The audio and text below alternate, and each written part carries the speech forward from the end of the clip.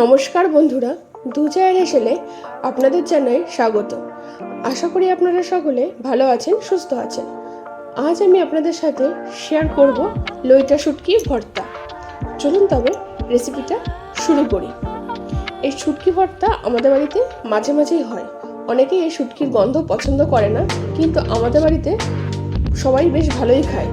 তা এই শুটকি ভর্তা বানানোর জন্য এখানে আমি নিয়েছি বড় সাইজের 8খানা পেঁয়াজকে কুচি করে, আর নিয়েছি 3টে বড় সাইজের রসুন। প্রথমে শুটকিগুলোকে ছোট ছোট করে টুকরো করে কেটে নিয়ে একটু সিদ্ধ বসিয়ে দিয়েছি। এবার একটু জলটা ফুটে উঠলেই সেটাকে নামিয়ে নিয়ে আমি ভালোভাবে মাছগুলো ধুয়ে নেব।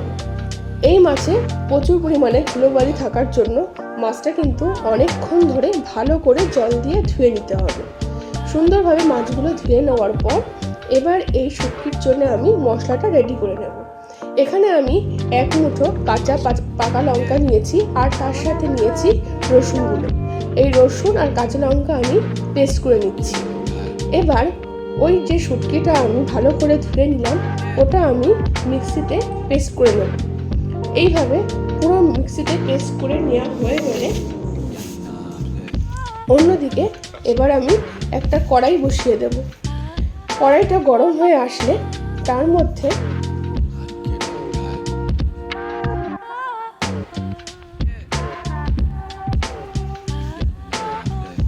পরিমাণ মতো সর্ষের তেল দিয়ে দেব।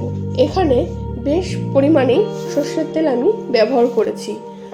আর তেলটা ভালোভাবে গরম হয়ে গেলে আমি কুচানো পেঁয়াজগুলো তেলের মধ্যে দিয়ে দিলাম। এবার পেঁয়াজগুলো দেওয়ার পর এর মধ্যে আমি পেস্ট করে রাখা যে রসুন আর কাঁচা লঙ্কা ছিল সেটাও ঢেলে দিলাম। এবার এগুলোকে আমি একবার ভালোভাবে মিশিয়ে নিচ্ছি। এই শুটকি ভর্তা আমি কিন্তু বিয়ের আগে কখনোই খাইনি। এই বাড়িতে আমার শাশুড়ি মাই প্রথমে এই শুটকি ভর্তা খাইয়েছিল। এই রেসিপিটি ওনারই। এবার আমি এর মধ্যে দিয়ে দিলাম লবণ, স্বাদ মতো লবণ, পরিমাণ মতো হলুদ, আর দিলাম কাশ্মীরি রেড চিলি পাউডার। আপনারা চাইলে এখানে ঝালের জন্য আরও 1-1.5 চামচ লঙ্কার গুঁড়ো ব্যবহার করতে পারেন। এই মাছটা একটু ঝাল ঝাল হলেই বেশি ভালো হয় খেতে। ভালোভাবে সমস্ত মশলা মেশানো হয়ে গেলে এর মধ্যে আমি যে মাছটা পেস্ট করে রেখেছিলাম সেটাকে এবার ঢেলে দিলাম। ঢেলে সব কিছুকে ভালোভাবে একবার মিশিয়ে নেব। এবার কিন্তু এর মধ্যে আর কিছু দেওয়ার নেই, শুধু এটাকে নাড়াচাড়া করে এবার হতে দিতে হবে। এবার পুরো জলটা শুকানো পর্যন্ত অপেক্ষা করতে হবে। বেশ খানিকক্ষণ সময় ধরেই কিন্তু এই কাজটা করতে হবে। অনেকক্ষণ ধরে এরকম করে নাড়াচাড়া করে আমি মাছটাকে পুরো শুকিয়ে নেব। তারপরে আমাদের তৈরি হয়ে যাবে শুটকি ভর্তা।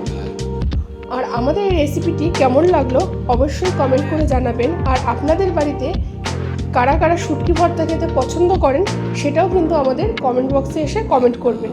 আর ভালো লাগলে লাইক এবং শেয়ার করে দেবেন।